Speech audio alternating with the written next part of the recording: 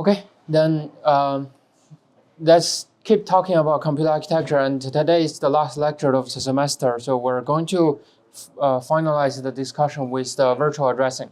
And we have been talking about the virtual addressing at many different places, and let's just finally talk about this concept at the central location. Okay, and virtual addressing, so it tries to solve many different problems with one extra level of redirection. And there's always a saying in computer science that you can always solve a problem by adding an extra layer of redirection, unless you have too many layers of redirection, right? So this is one of layer of redirection that is added to the computing system that is widely accepted, is almost always used in today's computing system, especially CPUs. Today, GPUs also use virtual memory, but some accelerators, some domain-specific like NPUs may not really use virtual addressing today. Okay, so this virtual addressing is one layer of direction that actually solves many problems, and it's just so common, so useful. Okay, so the first time that virtual memory is used is in this system called Atlas. It is also known as the first supercomputer. So as we see, this one was actually developed in 1962, and this particular picture is in 1963, and it's used in the University of Manchester in Great Britain, in UK. Okay, so they want to solve a problem, but that time the memory is so expensive that you really don't have a lot of memory. So the memory on this type of supercomputer is way smaller than the memory that we have on our phone or even on our watch today. So the memory size is so small, and also the program that needs to be executed by this type of program is getting larger and larger. So eventually, by that time, programmers typically use manually managed memory to manually manage their memory to avoid using too much memory.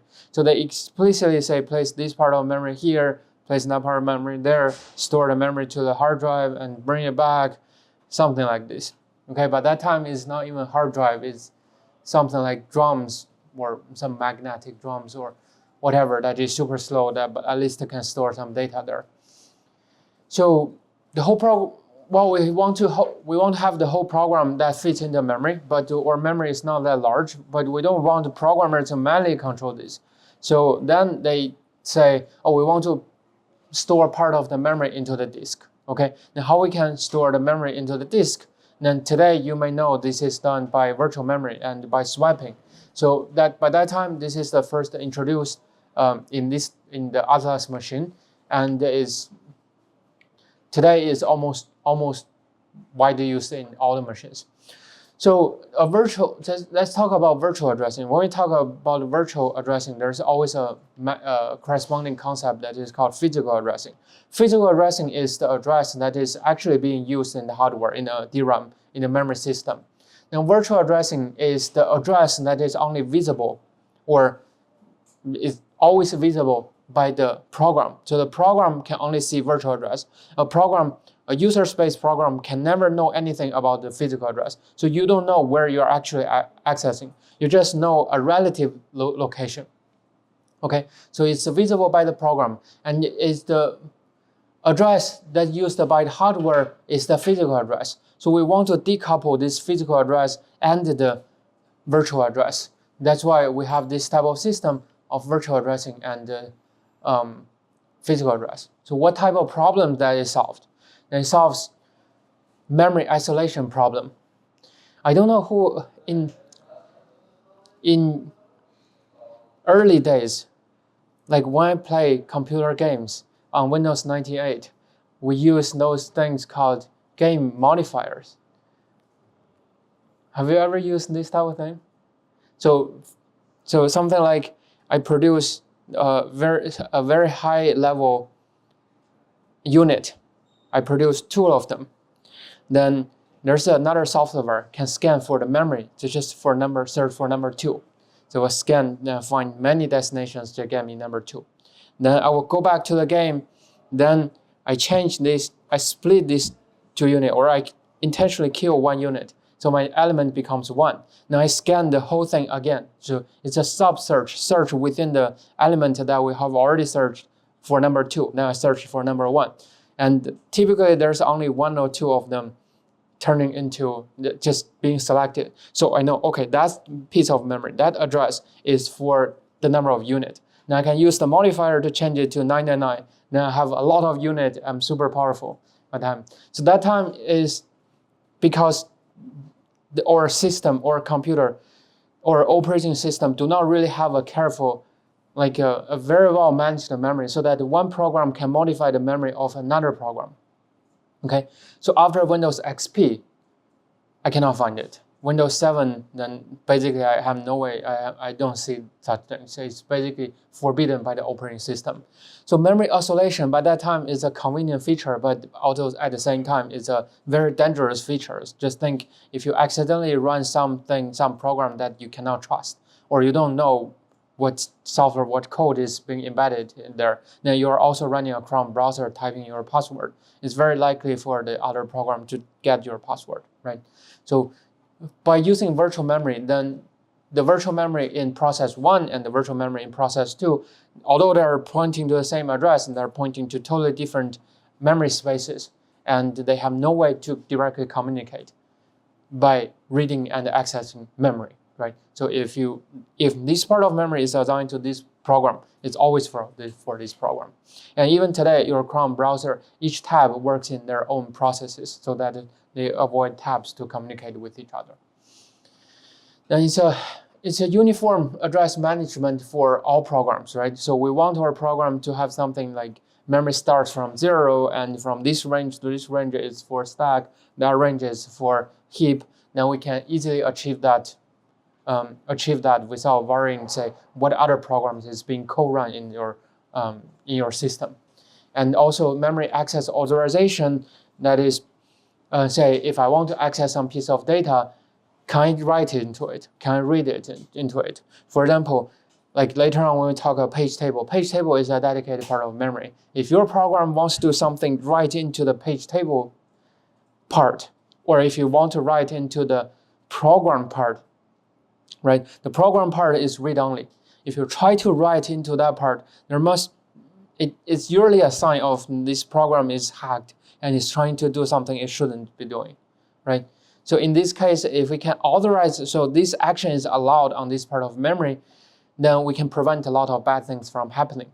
So if we have this type of feature of virtual addressing, where actually we can read and write into every virtual address, but when you access to the physical memory, just because we have this translation process, we can authorize every memory access and see if we can allow this action or not, right? So it's a one feature, one redirection that solved many problems. I didn't even mention the swiping problem, right? So it's one simple feature that solved many problems. Then how it generally works is in this logic understanding. So we have a core, right? We have the core that generates memory addresses, and the core has register in it. The registers in the core always store the virtual addresses, right? So when it issues a read and write request to a memory system, it always generates a virtual address. Then it needs to go through this logical unit called address translator. It's not a real unit, but it's a logical unit that always translates the memory, that converts a virtual address-based translation, a virtual-based transaction into a physical-based transaction. Then it can access our memory system, which uses physical memory. Okay, once we go through this address translator part, this is all controlled by hardware, and we have no other we have no software directly control the memory that can guarantee that this part is safe, because we can trust the hardware, but we cannot trust another piece of software that is executing in your system. So when we talk about addresses, then when we talk about virtual addressing, we have to talk about this concept called pages, right? So we need some granularity, basic granularity that we can, like say our translation is based on. So what are pages? Pages are consecutive regions that are consecutive both in the virtual address domain and in the physical domain, right? So every time we do the translation, we just translate the head address, the initial address of the page, now from the virtual address to a physical address, then we actually automatically translate all the rest of the addresses within this page. Okay, so for most of the systems that we use today, they use 4 kilobyte system, and this 4 kilobyte system have been used many years, more than 20 years, and this number is now changed, and everyone is still using 4 kilobyte pages. So then later on, we'll talk about how this page size matters, and there's definitely a push, especially for GPU domains, that are pushing for larger page sizes. But why they initially select the 4 kilobyte pages is because the system also defines that the hard drive, the disk writing unit is 4 kilobyte. So if you want to write a 4 kilobyte system, you have to write, if you want to write into the hard drive, you always just directly write 4 kilobyte inside, right? So what if you only want to write 4 byte in the system, in the hard drive? What happens is very similar to cache line management. You have to first load data, write into the memory, and write it back to the hard drive, right? So because virtual addressing is originally designed for swiping memory to hard drive and swipe back, so that's why they selected the 4 kilobyte size, so that we always move in and move out a full unit of this disk sizes, right? So every time we swap a page, then that's 4 kilobytes. Okay, so that's why 4 kilobytes was originally selected. So today, if you check the huge pages, then definitely there's a push of using larger pages. Today we're using, we're accessing much more memory, where memory speed is much faster, or calculation is much faster. So it's very reasonable to go to larger sizes. But larger sizes also have disadvantages that we'll talk about later. Then allocation mechanism. So how these pages are first being written into the system and how these pages are determined. So let's talk about how this allocation mechanism. So when we call malloc or this new keyword, what is actually happening in the system? So when we use this malloc and keyword system, we actually were writing a user program, right? Our user program is calling malloc with parameters. Now we're going into this space, we call it the runtime space. And runtime space is still user space, but it's just something that user typically do not just take it as granted. They just think, oh, it's always there and it just can do whatever I want. For example, malloc, then it will, the runtime, the std, the standard library will just return me a buffer that is always useful, that belongs to me, right? So when we call this function, call this malloc function, we're using a keyword new, then the stdlib, stdlib always return a virtual address that I can use. Then the question is how standard library implements malloc. Then just malloc is not something magic, not something determined by the hardware. It's actually something written as a piece of code, but just as a piece of code that is typically provided by the operating system or the compiler. Okay, so in general, the stdlib, the standard library, maintains a memory pool. Okay, it maintains a memory pool, like it's also in virtual address. This is in user space. If you're in user space, you don't know physical addresses. It's always virtual addresses. So it maintains a memory pool. Then no matter if you allocate 4 kilobyte, if you allocate 4 byte, 8 byte, 12 bytes, no matter how many bytes you allocate, we'll try first to see the local pool is large enough or not, and allocate some addresses for you and send it to the user program.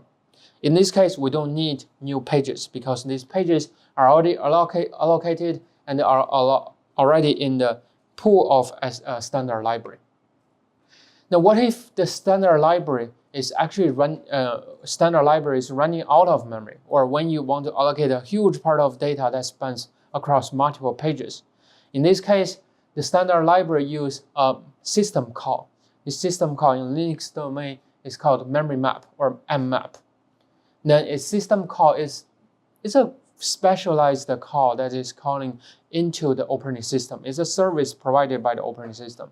So when you call it, the operating system will start to work on virtual memory and physical memory and eventually it can return the virtual address. So look at here, we start to have this boundary between user space and the privileged space or operating system space. When we're dealing with operating system space, operating system can have access to the page table. Now it knows physical address, so it knows what to do with it. Okay, so what does the operating system do at this moment? At a high level, what it does is it actually maintains two address spaces. One is the virtual space, one is the physical space. In this case, we intentionally write this virtual address space into two parts, like the stack is always growing up while the heap is growing down. Actually, in the operating system, they typically like to talk in the other way, the stack growing down while the heap growing up, right? So let's say if we allocate some space in the heap, we just say it's heap, okay? If we want to allocate some pages in the heap, we allocate, okay, we mark this page as being allocated, okay? Then on the other side, we find in physical space. Were you trying to get into 151? No. Okay. So in the operating system, it also has a page that marks, that has some data that records what addresses, what pages are being used on the physical address. Then this physical address, just be careful, it's not only used by this one process, it's actually shared by all the program that is currently running. So we know which addresses is not being allocated, then we find one page that is allocated in the memory space. Then we link them together, link the virtual space and physical space together. How we can link them is basically we use the page table. We record this information into the page table and we put a PID there. We put flags there. Then when flags, we just mark it if we can read into it or we can write into it. Who can read, who can write? Is it only operating system can do things, or is it like the user space can do things with it? Then virtual address, physical address, and there are also some other flags like this page is valid or not, is sometimes being migrated to some other places. So all the data can be stored in this flag region. So for here, we just make it simple. We just list as a set of flags, just marking the status of this page. Now have virtual address and physical address that is being stored in this address table. Now if this PID and virtual address, which is process ID, and the virtual address are stored here and linked with a physical address. Now we're linking a physical address page and the physical address page and the virtual address page together, so we know, okay, there's a mapping between this virtual address to this physical address. Okay, so in reality, this is just a logic representation of a page table. In reality, we actually don't need to store the physical address, the PID, and the virtual address. We will talk about why we don't need to store these fields later. Okay, but are you okay with this page table? Right? Okay, so this page table is nothing special but some data that is stored in the DRAM.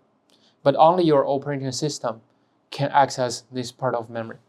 Okay, your user program have no way to either read or write this part of memory, otherwise something bad can happen.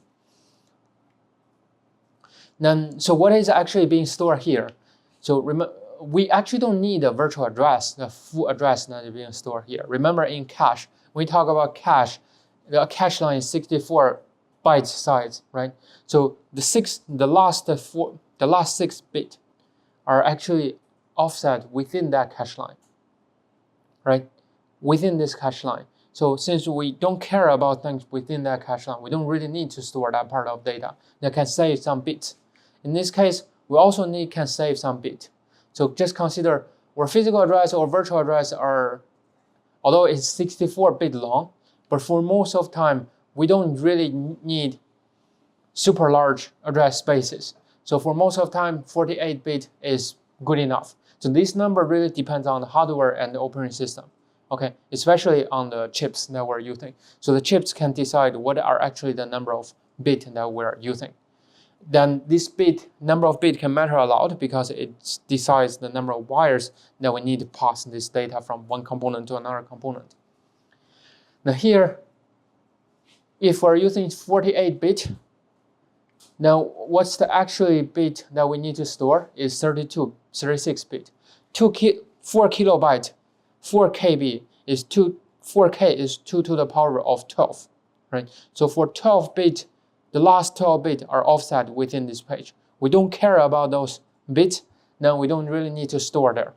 So here we have two special names. We call VPN the virtual page number and the physical page number at PF.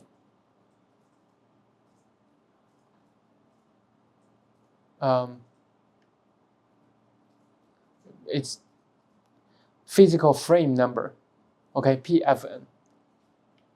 So we only store this number here, so which is only the useful address for address translation, okay? So when we are executing a program, how address translation happens is that our program, right? Our program runs in the core, and our threads runs in the core, and our register only stores the virtual addresses. So for every memory access, we need to do the translation. We send the virtual address to the address translator, then the address translator performs a translation transaction. This is only logical. In real hardware, there's no such a thing called address translator, okay? So it sends something to the MMU, the memory management unit, that can convert the virtual addresses to physical addresses, send back the page, and sometimes the MMU can just know, oh, this access is not allowed. If it's not allowed, it will write something called a page fault. A page fault needs just notify the operating system, say, there's something wrong with accessing this page. Or sometimes this address doesn't even exist. So this virtual address is not, you're not supposed to access this virtual address, right? So I think if you have written a C program, you must have seen segment fault.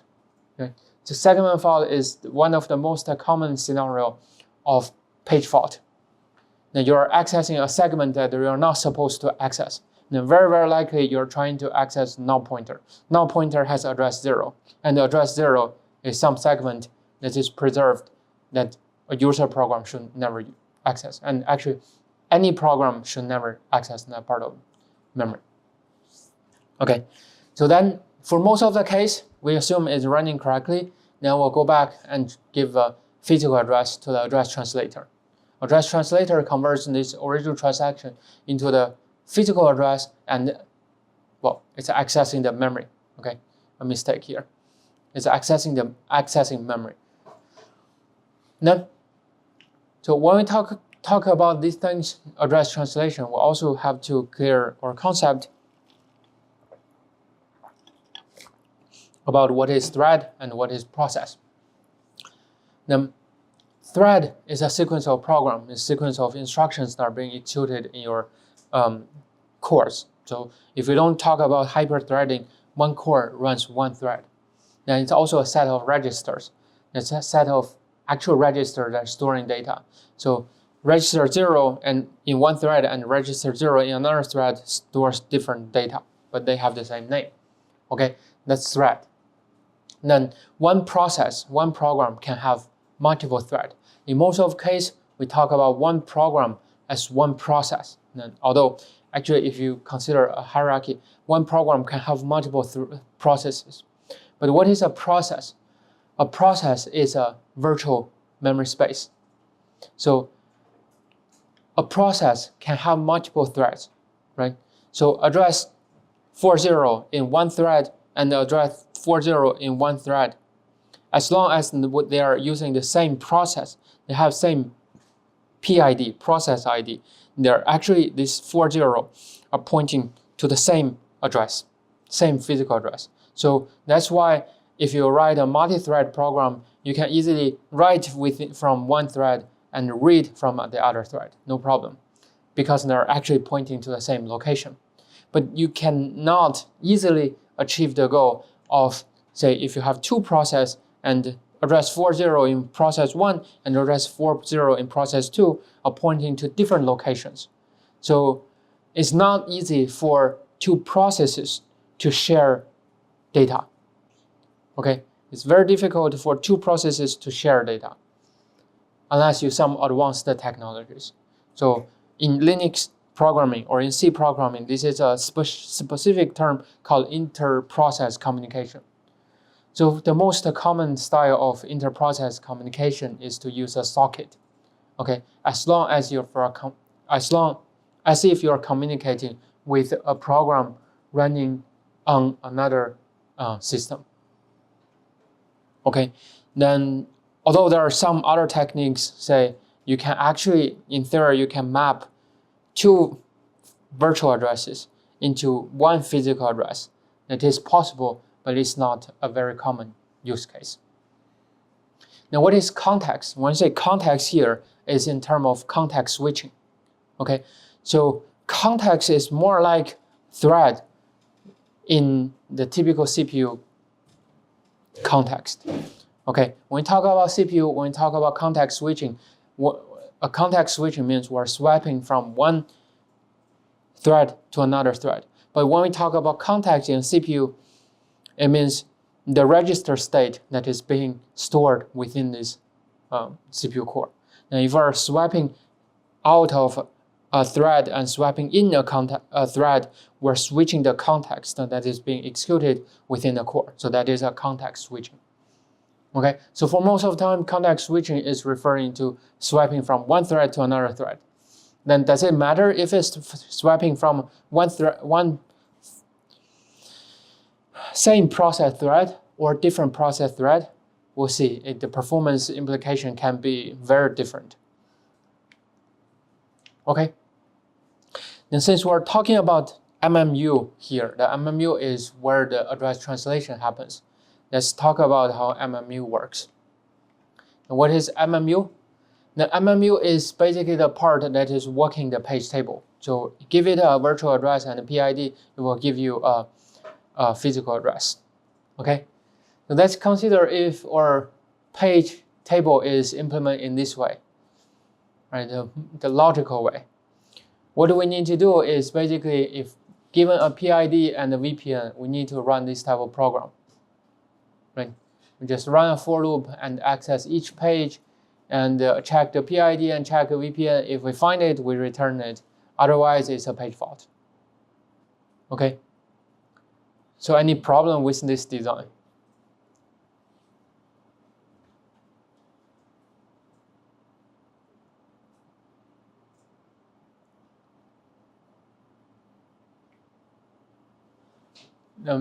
Before talking about problem, it can be either software-based or hardware-based. It's a matter of if your hardware provides this type of hardware to execute this part of program, or it's basically a small piece of ASIC that is just accessing the memory in this particular way. Or it can be software-based that, when we say software-based, the operating system will take over, right? So for some operating system, even the hardware can support it, it will always just do it in a software way, so software style. Okay, the problem with that is this translation happens at what granularity? Happens at memory access granularity, right? We only want to access one piece of memory. Then accessing the page table is an access of memory, right? Accessing a page table element is one access of memory. Think about how large this page table can be, right? We only want to access memory once, but here we're accessing memory in each iteration of this loop. So how large our page is? Let's just make it simple. 4 kilobyte memory, so 4 gigabyte memory. Now each page is 4 KB size. So gigabyte divided by kilobyte, that's exactly 1 million, right? 10 to the power of 6. So we only want to access memory once. And this ON complexity, we may end up accessing memory 1 million plus 1 times just to find out this address, right? So this is not practical at all, and the overhead is too large, way too large. 100% of overhead, or only doing translation, never doing real memory access, right? So how we can solve this problem? And a real system is never designed in this way. How we can solve this problem?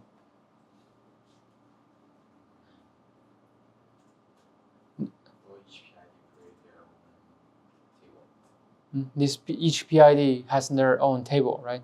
It's much easier. Each PID has their own table. So we first have a PID. We first have a table. I call it page table. Okay, but anyway, it's a PID is the index, and remember, page table is nothing special but a segment of memory, right? A part of memory that's stored in the DRAM. We can store this page table base address in this table. And when we first given the PID, we first define the page table base table and get a page table. Then we also need to change a page table. There's no way for us to list everything there. So remember, what's the general way of converting an ON operation down to an O1 operation? Is to use a hash table, right? Then hash is slightly more expensive here because this is so fine granularity there. What we can simply do is to have a direct access table. A direct access table is simply use VPN 0, VPN 1, and so on, and allocate slots there. Okay, so if we know our VPN number is 0, we can immediately pinpoint to one access, one location. Okay. If we know our VPN is by one memory access, but 1 to 2 memory access, one access is into that table and one access into this table. By 1 to 2 access, then we can basically find out the address, which is a significant performance improvement. At what cost is this? We actually, whenever we start a process, we need to create this table for it, right? So how large is this table? Let's just make some simple estimation, a brief estimation. Let's assume there's 1 million entries. 4 gigabytes of memory, that's 1 million entries, right?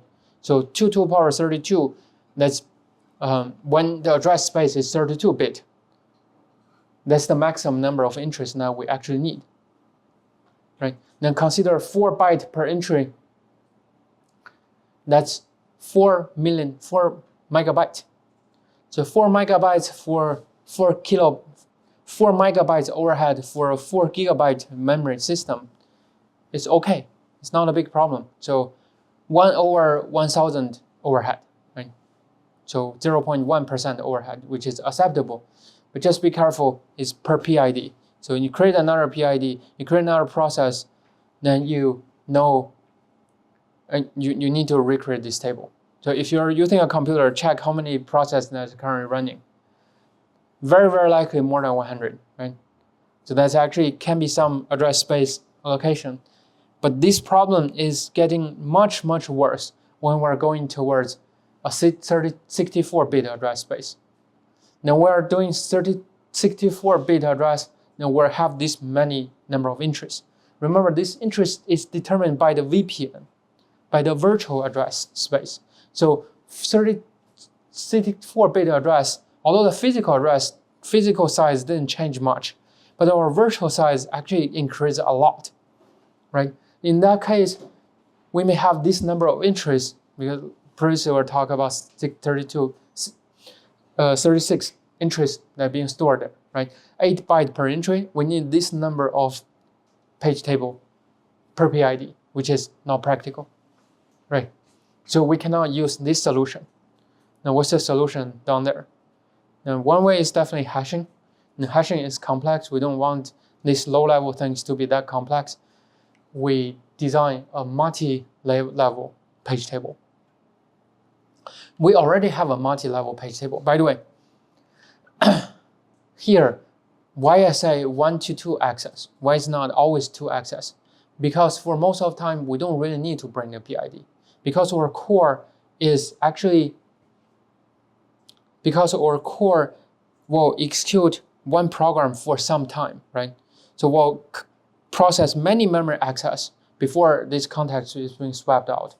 So when we swap into a context, we simply can set MMU, just tell MMU, say, oh, we're switching process. Please use that process ID. Now by that time, we'll look up into this table once. Now for the following memory access, we don't really need to access that table anymore. We already have the base address for this table. Okay, so for most of the time, there's only one access in this case.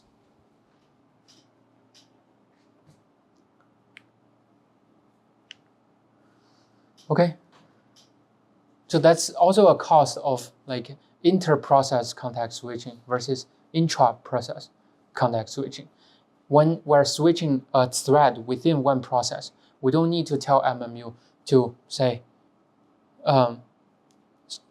swap to another page table. We can continue to use the original page table. So intra-process context switching has lower overhead. Okay. Then in this case, we want to make more level of indirection.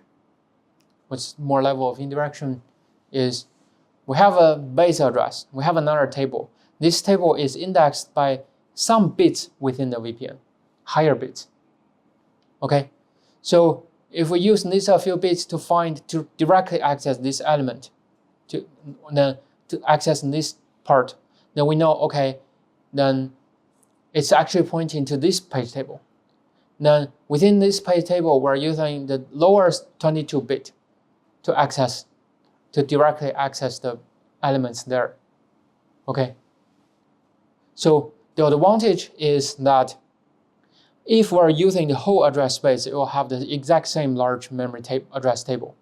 But if we don't have if we have a smaller, like we only used a few bytes, a few kilobytes of the memory, probably we only have one sub page table. We don't even need to create this page table because our memory access are close to each other. If it's close to each other, it will always have the same higher bit address, right? In this case, we're only creating a subset of the page table, but we don't need to create the whole page table, all the subtables in this case. So if we consider this 22-bit, right? So 22 bits means 4 megabytes consecutive virtual space. Actually, not 4 megabytes, it's 4 million pages, right?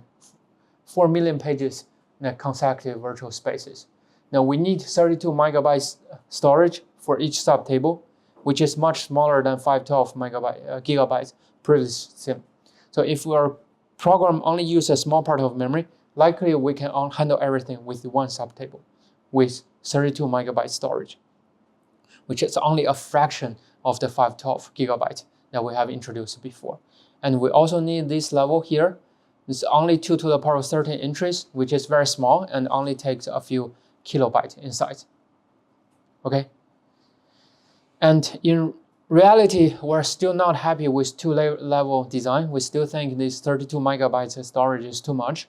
So we're moving into even more level of indirection. So in modern operating system, we're using either 4-layer page table, which is organized in this way. 9 plus 9 plus 9 plus 9, that's 36, right? Then eventually 12 is the page offset, so it supports 48-bit addresses. Okay, in some even more powerful system, they added a 5th level of page table. So I would say modern page tables, Intel, AMD CPUs, this is the standard that they use 5 layers of address and support 57-bit address system.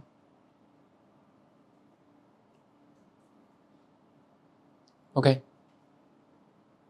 So the more layers that we have, the smaller memory address that we can support.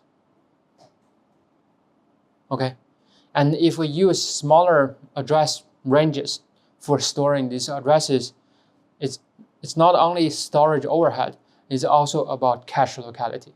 It's more easy to be handled to get information from the cache rather than from the DRAM to reduce the translation latency.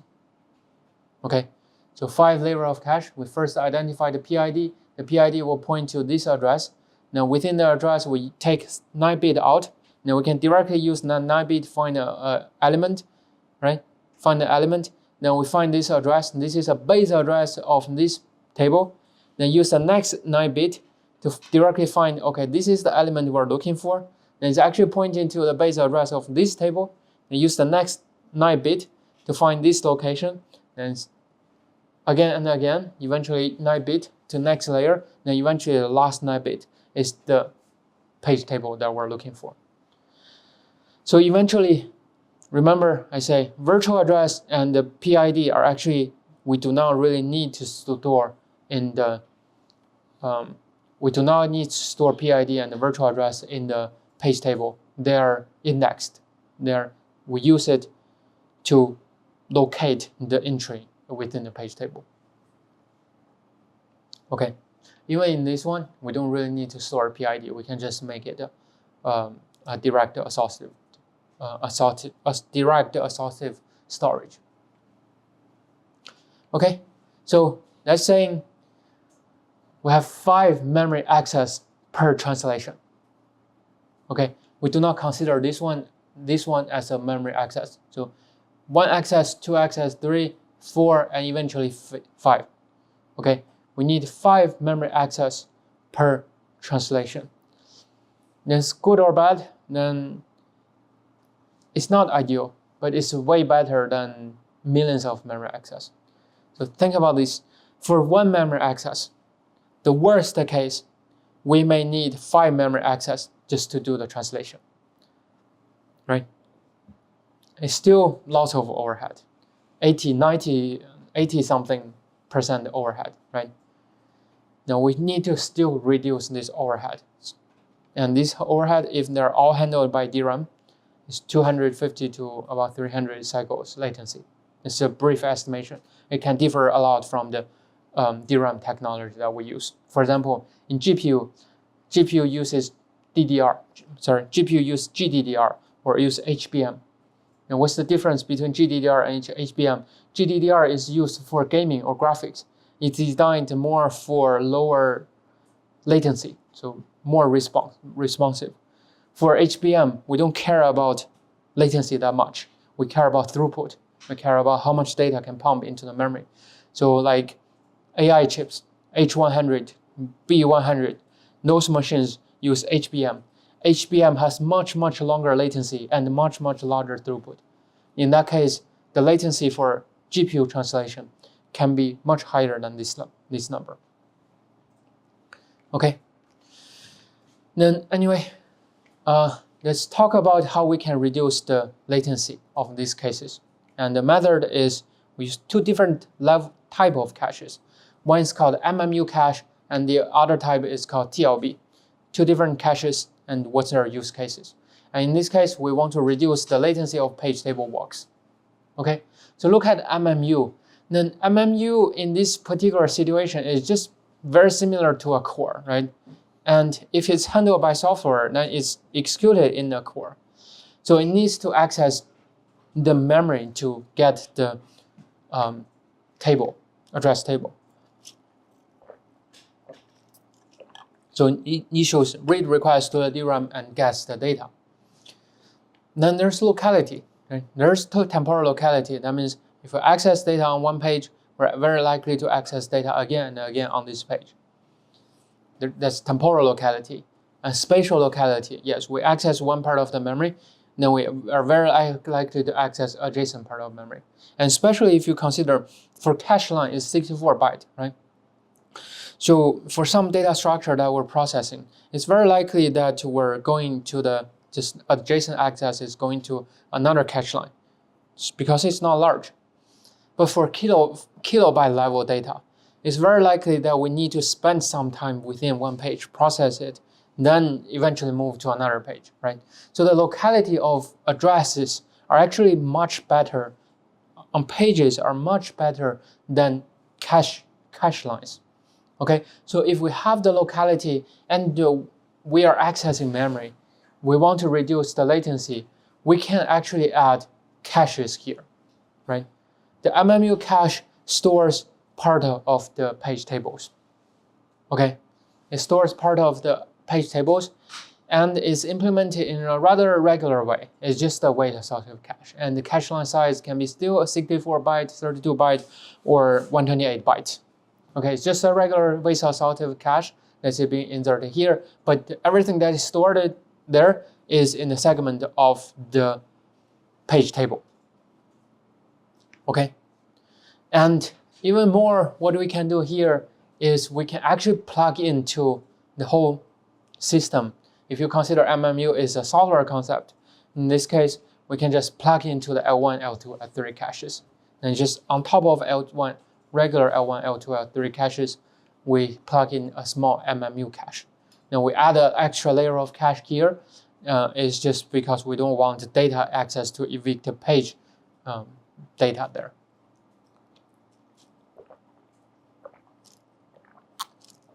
Okay, so what is being cached in MMU cache? It can be any layer of this page table.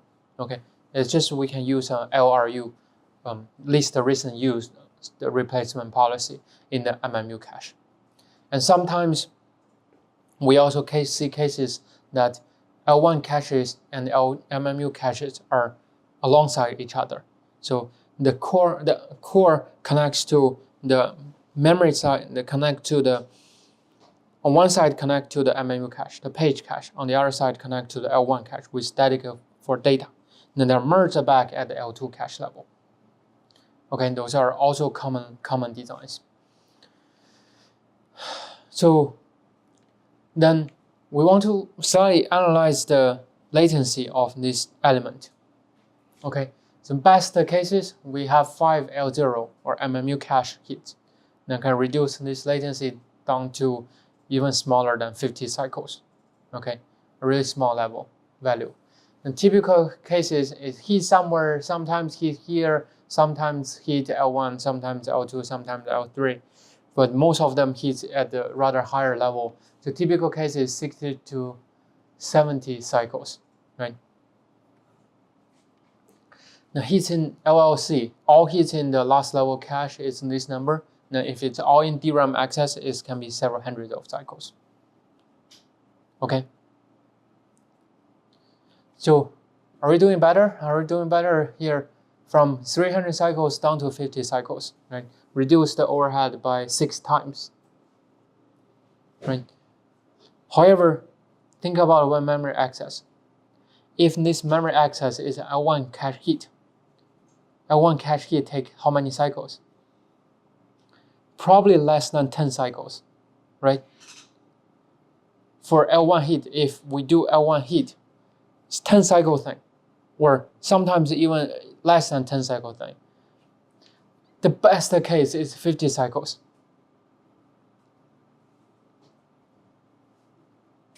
We're adding a lot of overhead, 10 times overhead, right? It's definitely not ideal. So what is the ideal case? These are our cases. We want 1 cycle translation. We just, if the memory access is 1 cycle or less than 5 cycles, we can probably accept like 20% of overhead, but we don't want to pay for that much overhead, right? Like 5 times overhead. What we really want a possibility of have 1 cycle latency. How we can do that is achieved by this thing called Translation Lookaside Buffer, or more commonly known as TLB. Okay. What is TLB? And TLB is super simple. It's just designed in this way. It's a small page table. It's a small page table. Now what we store here is we're storing VPN, flags, and page frame number there. Okay, this time we have to store VPN. Okay, we have to store VPN. This VPN is more like tags for your addresses, for your cache, right? So if provided a VPN from the core, then we first check if it equals to something that is already stored here. Okay, now if we find a hit, it goes back here, now we directly return the flags and the VPN. Okay, it's just a simple small cache for address tables. Then with this thing, it's designed in a super simple way, right? If this type of 4 entry or 10 entry, 16 entry, 32 entry, a small cache can be handled within 1 cycle latency. This thing can also be handled within one cycle. So we can do the translation in one cycle. Then, so there are some design decisions or parameter selections that for TLBs. Then TLBs, especially L1 TLBs, strongly prefer fully associative cache, prefer associative design or highly associative design because it wants to increase heat rate as much as possible. Why? Because it's rather small, right? It's rather small, so even adding a lot of comparators, it's not adding a lot of memory sizes. So sometimes a TLB can be only 32 inches, 16 inches, 64 inches in this size. Then for cache lines, you can almost never see such a thing. And also for a TLB, how large size it can cover, right? It can actually cover a rather large space. We'll talk about TLB coverage soon. So it's a relatively small cache, and the address it's covering is actually very large. So the overhead is not that terrible. And we also have high miss penalty. So if it miss in the TLB, then we go to the memory. Then go to a memory, it can be several hundreds of cycles of latency. So in this case, we want to increase the heat rate as much as possible by paying some energy and die size cost. In this case, we put a lot of comparators here and to make it fully associative. Then TLBs also have multi-level design, right? Then for L1 TLB, as we said before, our goal is to reduce heat latency as much as possible and targeting at one cycle latency, translation latency. Then L2 TLB has a different goal, or L2 or even L3 TLB. It needs to be as large as possible and try to avoid going to the MMU as much as possible, right? In this case, a lower level and shared TLB, we really wanted to have large sizes and rather quick responses. In this case, sometimes it will choose a lower way associativity, okay? Then it's also eventually, if we miss in the L2 TLB, we go to the MMU for address for page table walking. Then think about if we have this type of distributed caches, then there are coherency issues. Then we can have something like messy for coherency issues, but for most of the time, we don't want this type of thing because modifying a cache entry do not happen very often, right? It's rather stable. So in this case, a more common design is shoot-down based TLB. So what is shoot-down based is basically say, oh, this address, just go away from this cache. Just remove this entry from this cache. Some TLBs are even designed in a super simple way. It doesn't even have the address bus for eviction. Okay, it just say evict, then evict everything. Just the whole cache said every entry to be invalid. Okay. So that's a quick and dirty way to evict the TLB. But just consider we care about the quick response and we don't really have a lot of frequency to do TLB shutdown. Sometimes that's okay. None. By the way, talking about TLB coverage, then TLB coverage is an important concept that we're talking about here. Is what size is covered by TLB. Then think about if assume our TLB has 64 inches. That is a rather large TLB. Right? For a cache, if it's only 64 inches, it's a really small cache. For TLB, 64 is rather large. Now, how many pages it can handle? How large a page is a 4 kilobyte page, right? So if you multiply this together, it's actually 256 kilobyte. That is actually quite good for a program to run sometime that you only process data within this range. Okay.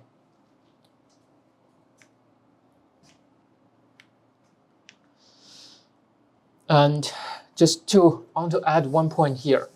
For GPUs, today we see GPUs also do address translation. Then GPU also follows this type of design that has a compute unit here, which is the core. Then it needs to go to its L1 TLB, then L2 TLB. L2 TLB is shared and it's rather large. Now here, there's a debate. If we need a page, we call it a GMMU, a GPU MMU.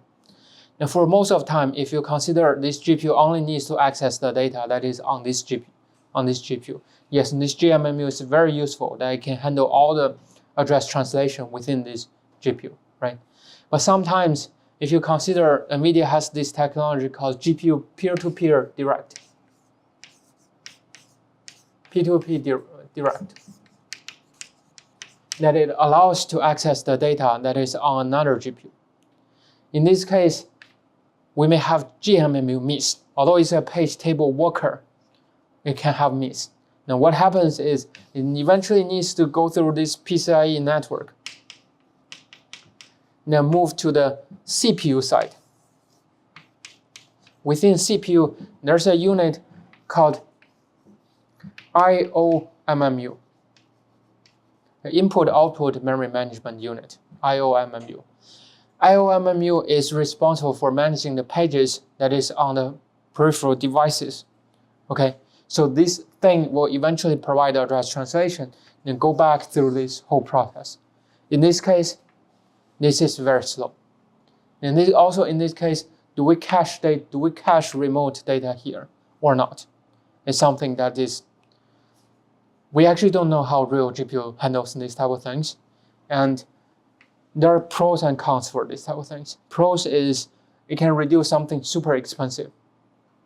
The cons is if this page, some pages are being modified, we probably need to shoot down multiple GPUs, now which can be very expensive. Okay, especially you consider in NVIDIA GPUs, there are technology called unified memory, right? We can move, unified memory allows page to migrate automatically from one device to another.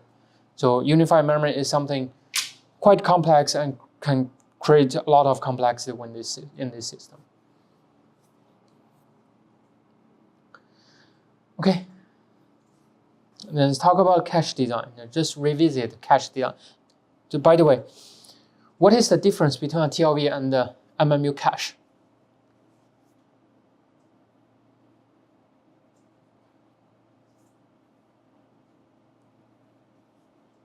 And why do we need both?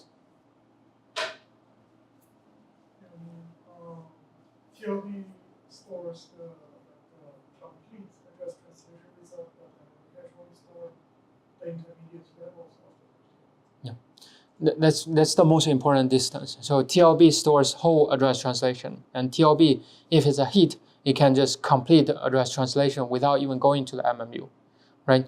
For MMU cache stores the multi-layer structure. There's the data within the table, the multi-layer structure. So it only is useful when we're working the page table, we're finding that address, right? So why they are both useful is TLB have a good chance to significantly reduce the address latency, the translation latency, and can reduce it down to a few cycles. But eventually, if we go to MMU, we still want to reduce the latency.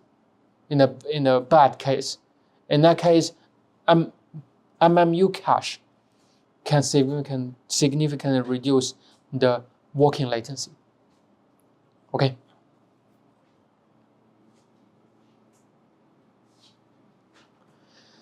So look at cache design. We're looking at revisit cache design. This is all about our data cache, not memory cache or TLB. Okay. Now we're in a cache design. This is a figure that I used before. We have a 40-bit tag here, and also a few bits for index, which represents for the set that we want to use. Okay. So a quick question is, for tag and the index, offset is not here. So that is for tag and index that is being used here. Do we use physical address or virtual address? Now for everything that we have talked earlier today, we're using physical address, right? We're using physical address. We think, oh, we just translate it, then we access the cache, right? Then just think about, we assume translation before cache access. Let's think about in GPU design. This is a particular case. We have L1I cache, instruction cache. L1I cache, instruction cache, has very high hit rate. So pretty much the cache itself is good enough to hold the whole program that we're running, because GPU programs are typically small. It has a high hit rate. Then it has a high bandwidth requirement. We're expecting that this cache, L1 cache, is pumping data every cycle into the core. Otherwise, if we don't provide the data in any cycle, our core may stop executing. Right? We have a high bandwidth expectation, and we have a low latency tolerance. We cannot wait for anything. We just, every cycle, just give me the address, and then next cycle data goes back, right? Or probably 5 cycles data goes back. So it has a really, really tight design in L1I cache. It needs to return the data. Then, if we do a translation here, then hopefully we can do a translation in 1 cycle. If I have a TLB miss, we go to the MMU, there can be 100 cycle latency. If the MMU is busy, it can be thousands of cycle latency, right? That's something we cannot wait. And even if we have one bubble in the whole pipeline, it can wait 1,000 cycles, and it's just significantly reduce the performance. So we don't want to pay for translation for every access. We know it's just give me the address, and I can find the thing for you. It's immediately. Just why it has to have to translate? Even going to L1 TLB is some energy consumption, right? In this case, the quick question is, can we just use the virtual address? Then it seems if we use the virtual address, identify that address, identify that data, we don't need the translation. Just go back and send the data back. It's very quick and reduce the translation requirement, right? And the quick answer is yes, we can. We can use the virtual address in caches. So just think about this memory hierarchy in a logical understanding. There's no such thing called address translator in real hardware, just a logical understanding. Address translation, we just need to happen somewhere before DRAM, before hitting DRAM. Anywhere in the hierarchy works, right? So in this case, we put address translator here, that is physical on top, virtual on top, physical below. In this case, L1I or L1 cache uses physical addresses, right? But what if we move the address translator down? We can move it here. In this case, we allow L1 cache to use virtual address, right? Then nothing will happen. Actually, there's something will happen. Well, we'll talk about what will happen. In this case, our cache will use virtual addresses. Now, advantage of virtual addresses is it has lower latency if we have a heat. It's rather pretty much the same latency if a cache miss, right? If we have cache miss, let's just go down and then do the address translation. It's just which one happens first, the thing, right? Now, what's the disadvantage of a cache with virtual addresses? Right? Use physical addresses. If we pointing say, oh, that's the data we want to access, then we access that data. No ambiguity, no problem. For virtual addresses, there can be 2 special cases, right? We can have 2 processes that have the same address. Okay, 2 processes that have the same address. Now, how we can know if we're running, the core is running 2 processes, right? Some running one process and running another process. If we're running 2 processes at the same time, or even hyper-threading, right? Hyper-threading can from 2 processes if we support it. Now, if we run 2 processes at the same time, or if we do context switching, that switch to a thread running another context, another process, what can we do? Another case, a special case is called aliasing. No, this is not aliasing. This is aliasing. This is another called renaming. So in this case, we may have 2 threads that have 2 different virtual addresses. It's actually pointing to the same part of memory. And in operating system, this is allowed, and this is sometimes used as a method of inter-process communication. So the cache have no way to know, okay, these two things are actually means one thing. Then coherency can be super annoying. Okay, so those are the problems with virtually addressed caches. Now, I will not address this one, but I will talk about how first one is addressed. At least the first one is much more common, and it's always happening, right? The second one is a rather rare situation. So we can use two different approaches. The first approach is we can flush the TLBs when we're doing intra-process context switching. That means every TLB, L1 TLB, L2 TLB needs to be flushed. And just be careful, if we do that, or L2 TLB, if our L2 TLB is shared across all the cores and the different cores may run different process, it's actually super annoying, right? We need to flush. We probably have to use the second way for L2 TLB. But for L1 TLB, an easy quick thing is when we're doing intra-process context switching, we just invalidate everything, then we reload everything back to the TLB. Now it's definitely a bad thing because it increases misses, right? At least at the beginning, right immediately after context switching, everything is a miss at the beginning, right?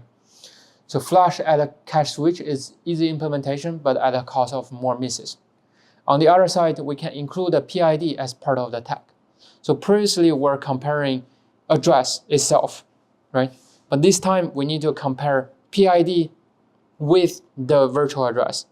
If both of them matches, then we think it's a cache hit, right? Only address match does not work. Now you may happen to access data that belongs to another process, right? So we can include a PID as part of tag. And that's definitely some overhead. For 2-byte PID, well, 2-byte PID, that's for every 64 byte of address, we need 2 extra bytes to store it. Now sometimes we may need 8-byte PID, that's even more. So what's the common PID? PID can go to 64 kilobytes, right? 64 kilobytes, that's 2 byte. That's 2 byte.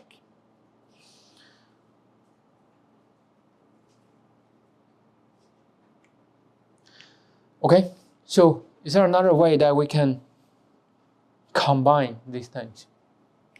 So here what we're talking is cache types in terms of classification. We're talking about using one type of address for the tag part and the index part. Index part determines which set we're using, right? So VIVT is virtually indexed and virtually tagged. So all virtual address. PIPT is physically indexed and physically tagged. Okay. PIPT is simple, right? It's something that we have all discussed, have always been assuming is PIPT. And today we introduced the VIVT, the virtually indexed and virtually tagged. Then, so if we consider combination of 2 parameters, right? 2 1-bit parameters, then we have 4 cases. We have VIPT, virtually indexed, physically tagged, and PIVT, right? Now I don't list the PIVT here because there's no advantage of PIVT, so it's almost never used. It's only VIPT is sometimes used. So what is VIPT? Now we can explain in this figure. So advantage of VIPT is on 2 things. First thing is we can do this address translation and cache access by somehow overlapping some small latency. Think about the step 1. Just don't think this can necessarily happen in one cycle. Okay, just consider this as step 1. In step 1, we already have the virtual address. We send the virtual address. We send the virtual address to TLB and soon to the cache at the same time. Okay, it can be a botnet broadcast. Now we send this virtual address in one cycle at the same time. So here we can do this thing. We can identify the set, select the set, first, and also on this side do address translation at the same time. Okay, so in real world, the cache is not as simple as this design. It's not as simple as this design. Seems we can complete everything in one cycle. And typically, there's a tag stage that is processing a tag, identifying address. It's actually, if you look at cache, it's actually another address translation process. What is an address translation process? It's given an external address. Then internally, it has a SRAM array, right? So the first process is to use this information to find it's a hit or a miss, right? Just assume it's a hit. You need to identify the set and identify the way. So identifying the set and identifying the way is actually an external address to an internal address translation process. Then we find the internal address, then we go to the SRAM array to get the data. Then some slower SRAM array, if there are some tools that can allow you to calculate how many cycles it requires. The larger the SRAM, the more cycles you require. Okay, so it's a two-step process. Now in this case, we can somehow process the first step a little bit if it takes a few cycles, and do the address translation a little bit in some cycles. Hopefully they can finish in one cycle time. Then when we get a physical address, then we come back and compare with the physical tag.